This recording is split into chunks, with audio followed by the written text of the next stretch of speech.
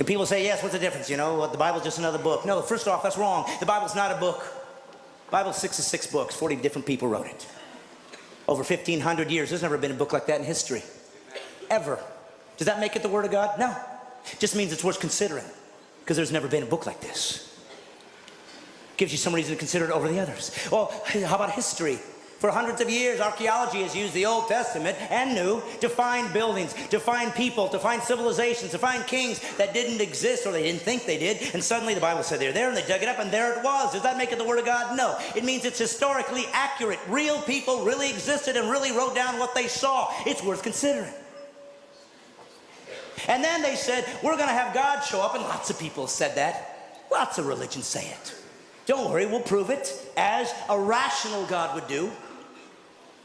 I will do prophecies. I will show that I'm not trapped in linear time, that I can see beyond where you are. I will give prophecies to tell you what the guy, when I show up, when God appears on earth to reveal himself, I'll show you what he's going to look like. Over 300 prophecies. And then a man showed up one day named Jesus. And he said, I'm that guy.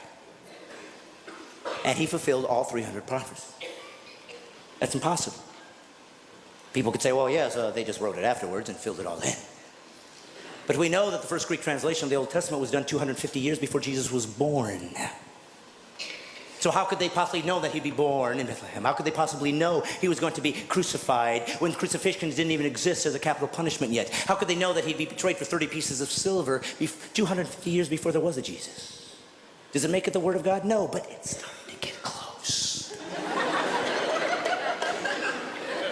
And then Jesus said he would fulfill these things and did miraculous things to prove I'm not just a guy talking like everybody else. Look what I've done. And some people believed and some didn't. That's how humans are. And then he said this, I'm going to prove it to you. I'm going to die. And I'm going to come back to life. Nobody's ever done that. And he died. And all those who were with him, 3 years, ran in fear, as would all of us. And they ran away and they said, I guess we were wrong. And then something happened.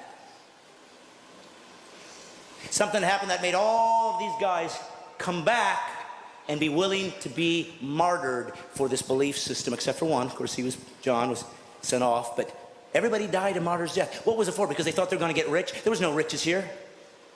There was no riches.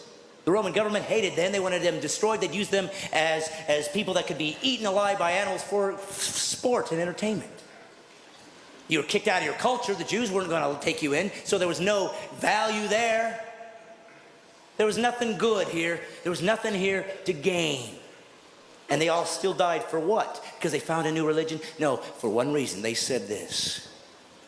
I saw him die, and I saw him come back. And that's